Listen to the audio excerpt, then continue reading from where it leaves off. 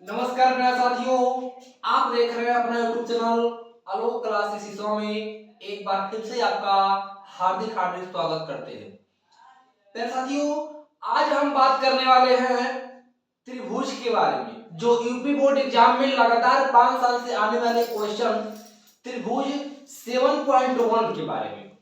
जो दो सवाल ऐसे हैं जिनमें से एक सवाल हमने लिखा है और एक सवाल इनके लिखने के बाद फिर दोबारा हम बताएंगे।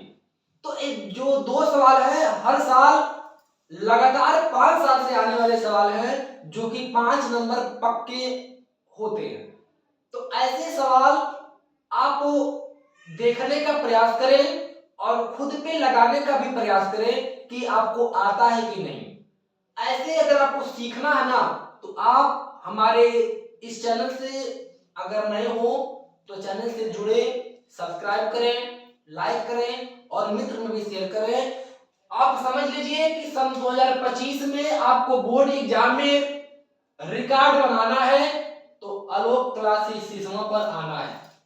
चलिए शुरू करते हैं अपनी आज की क्लास, जो त्रिभुज है और त्रिभुज का 7.1 अध्याय का पहला सवाल। सवाल क्या कहता है एक बार पढ़ते हैं और ध्यान से सुनिए और लगाने का प्रयास करें। त्रिभुज PQR और त्रिभुज MHT में कोण P बराबर 55, यानी कि P का मान 55, कोण Q बराबर 25 अंश, कोण M बराबर 100 अंश और कोण S बराबर 25 अंश है। तो क्या त्रिभुज QPR संगमांसम त्रिभुज TSM है? तो क्यों है? इसकी वैल्यू को ज्ञात करना है। आपके पास P का मान, Q का मान, M का मान और S का मान दिया है।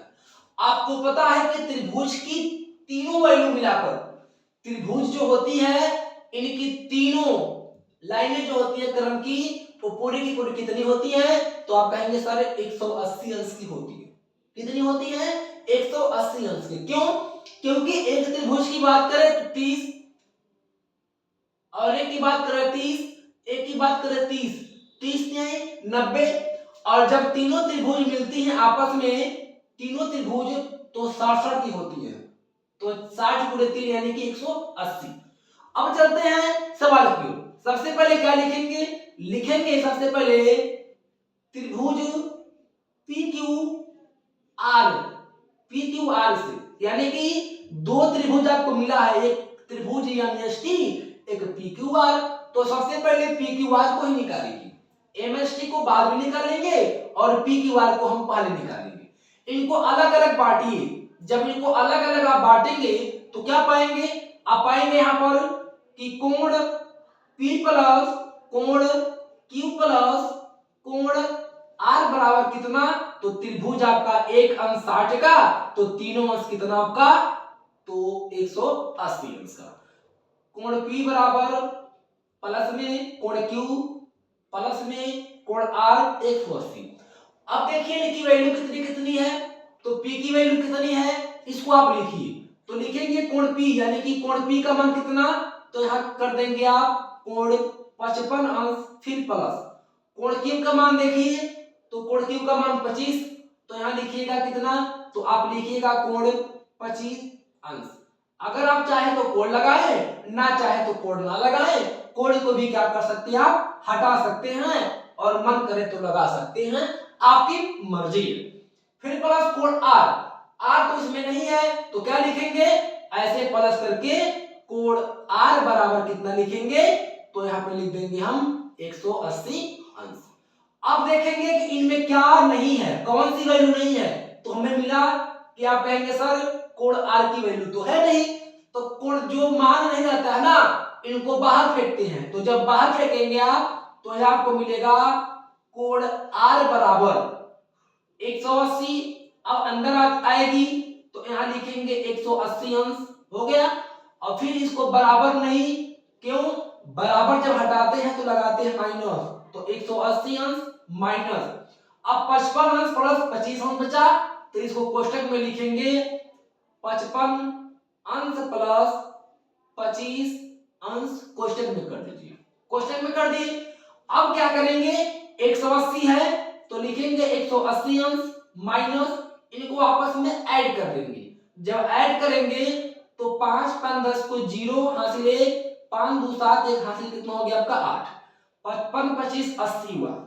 अब क्या करेंगे आप 180 में से 80 घटाएंगे तो आपका बचेगा कितना, तो आप कहेंगे सर हमारा बच गया 100 अंश। अब वैल्यू किसकी खोज रहे थे, तो कहेंगे सर कोण r की वैल्यू तो है नहीं, तो हमारी वैल्यू कितनी मिल गई, यानी कि कोण r बराबर कितना, तो आप कहेंगे 100 अंश हमको मिल गया। इनके बाद मान क्या निकालेंगे आप, कोण एमएसटी का, तो यहां लिखिए कोण एम एस टी से। अब कोण एमएसटी दूसरा मान लगाइएगा, दूसरा मान लगाएंगे तो ठीक इसी प्रकार आप ले चलेंगे क्या, तो कहेंगे सर कोण टी की वैल्यू नहीं है तो टी को बाहर कीजिए और बराबर कीजिए, यहां ले चलेंगे कोण एस प्लस कोण एम बराबर एबी त्रिभुज है 1 2 3 3 6 त्रिभुज में एम एस टी, तो एबी कितना होगा, तो आप कहेंगे सर त्रिभुज के तीनों कोणों का जो मान होता है 180 अंश का मान होता है। अब इनकी सबकी वैल्यू आप निकालेंगे, आप कहेंगे सर टी की वैल्यू तो है नहीं, तो टी की वैल्यू नहीं है तो कोण टी बराबर रखिए, एस की वैल्यू 25 अंश, तो यहां लिखेंगे आप 25 अंश प्लस एम की वैल्यू देखिए 100 अंश है, तो यहां लिखेंगे आप कितना, कहेंगे सर 100 अंश लिखें। 100 लिखने के बाद बराबर करेंगे कितना, तो आप कहेंगे सर 180 अंश। अब आते हैं ऊपर, यहां से एक बार यहां देखिएगा 180 लिखने के बाद यहां लिखेंगे कोण t बराबर कितना, तो 180 को अंदर लाएंगे तो बराबर हटेगा तो माइनस, और कोष्टक में इनको क्या करेंगे आपस में लिखेंगे यहां पर 25 अंश प्लस 100 अंश कोष्टक बंद। अब कोण t बराबर 180 अंश माइनस, आपस में इनको जोड़ दीजिए तो कितना होगा, 5 को 5 2 को 2 और 1 को 1, कितना मिला 125, और आप घटाएंगे तो कोण t का मान कितना, 10 में 5 जाए 5, यहां कितना बचा, यहां बचा आपका 7, 7 में से 2 जाए तो 5, 1 1 से कट जाएगा, तो आपको देखिए जो कोण एमएसटी का मान है आपका 55 अंश और पीक्यूआर का मान कितना है 100 अंश आपको मिल गया।